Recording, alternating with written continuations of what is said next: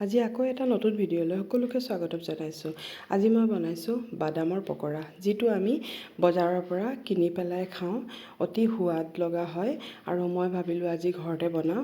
তাৰ কাৰণে মই প্ৰথমতে মছলাটো ৰেডি কৰিছোঁ। মই ক'লা নিমখ লৈছোঁ, জলকীয়াৰ গুড়ি লৈছোঁ, অলপ চাট মছলা লৈছোঁ আৰু অলপ মই আমচুৰ পাউডাৰ লৈছোঁ।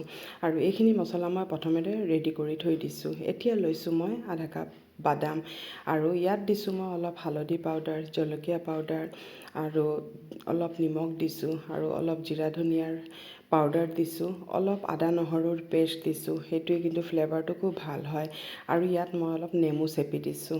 আৰু নেমু যদি নাথাকে তেতিয়াহ'লে আপোনালোকে হেৰি দিব পাৰে, এনেই মানে নেমুটো দিলে বেছি ভাল হয় আৰু নেমুটো দিব। আৰু ইয়াত মই যিমানখিনি বাদাম লৈছিলোঁ তাৰ আধা মই বেচন দিছোঁ আৰু এচিকুট মই বেকিং পাউডাৰ দিছোঁ।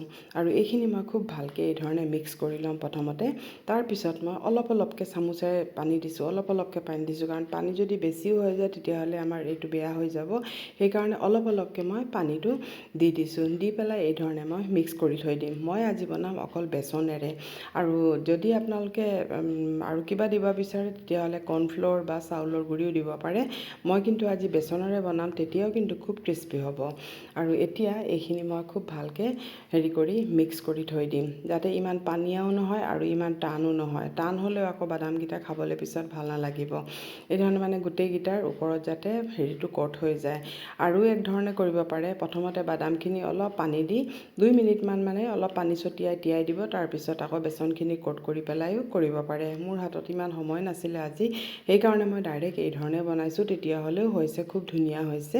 আৰু এতিয়া মই এইখিনি অলপ 5 মিনিটমান মই ঢাকি পেলাই থৈ দিলোঁ। আৰু এতিয়া ঢকাৰ পিছত এতিয়া বাদামৰ বাকলিখিনিও অলপ হেৰি হৈ যাব, কোমল হৈ যাব আৰু মানে বেচনখিনিও খুব ভালকৈ মানে লাগি ধৰিব। আৰু এতিয়া তেলখিনি গৰম কৰি তাৰপিছত মই ফ্লেমটো কমাই দিলোঁ। আৰু এতিয়া এটা এটাকৈ এই ধৰণে দি যাব, মানে একেলগে ঢালি নিদিব, গোটেই মানে আঠা লাগি যাবগৈ। সেইকাৰণে এটা এটাকৈ এই ধৰণে ঢালি দি যাব আৰু খুব ধুনীয়াকৈ গোটেইখিনি হৈ যাবগৈ। আৰু পিছত হেতা এখন দি এই ধৰণে অলপ লৰাই দিব, যদিও লাগি থাকে লগে লগে এইখিনি মানে খুলি যাবগৈ।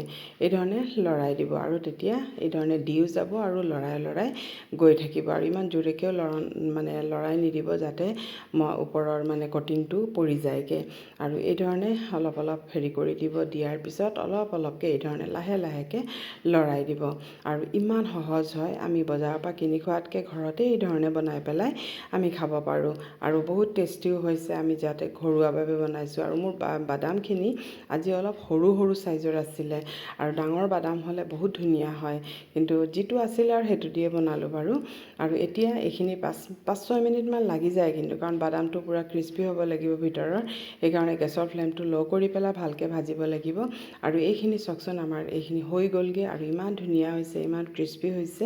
আৰু পূৰা তেলখিনি ভালকৈ পেলাই তাৰপিছত মই এইখিনি নমাই দিলোঁ। চাওকচোন কিমান ধুনীয়া হৈছে। আৰু গোটেইখিনি মই এই ধৰণে ভাজি দিলোঁ। এতিয়া যিখিনি মই মছলা বনাই থৈছিলোঁ গৰমে গৰমে ইয়াতে ঢালি দিম, তেতিয়াহে মানে বাদামৰ মানে হেৰিত পূৰা মানে ভালকৈ লাগি যাবগৈ।